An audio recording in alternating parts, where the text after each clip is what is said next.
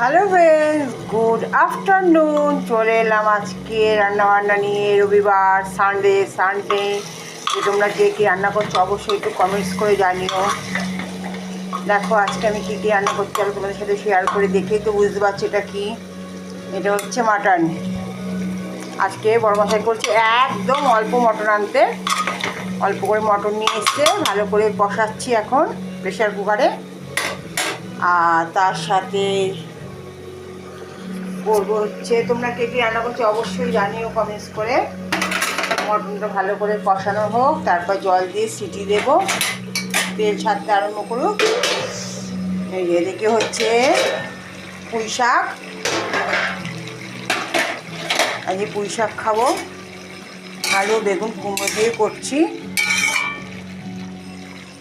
আর মটনের জন্য আলু তো ভেজেই রেখে দিয়েছি একদম, পরিয়াসটা লাল লাল করে ভেজে রেখেছি। আর করবো হচ্ছে আমের চাটনি। এখন আমের চাটনিটা হয়নি, আমের চাটনি করব। মটনের আলু, পুঁই শাক আর হচ্ছে মটন।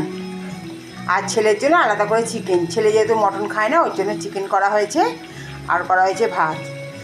আজকে বেশি কিছু করলাম না, মটন আছে, পুঁই শাক আছে, চাটনি আছে, আর হচ্ছে ছেলের চিকেন। এই রান্না হয়েছে। তোমরা কে কী রান্না করলে অবশ্যই কমেন্টস করে জানিও। আমি তো আমারটা দেখিয়ে দিলাম, তোমাদের সাথে শেয়ার করে দিলাম, তোমরা আশা করি শেয়ার করবে। তেল ছাড়তে আরম্ভ করেছে, চলো এবার গরম জল করা আছে, দিয়ে ভালো করে 6-7খানা সিটি দিলেই হয়ে যাবে।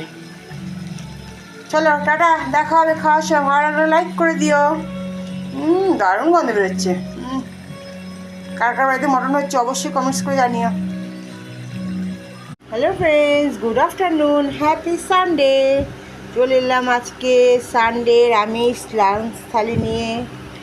আমিষে আজকে কী কী করেছি চলো তোমাদের সাথে শেয়ার করে দিই। দেখো আছে ভাত, সঙ্গে আছে লেবু, পেঁয়াজ, শসা, বেগুন ভাজা, পুঁই শাকের তরকারি করেছি আলু বেগুন কুমড়ো দিয়ে।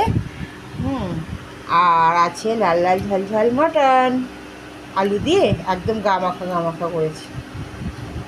বেশি গ্রেভি রাখিনি, বেশি জল জলও করিনি।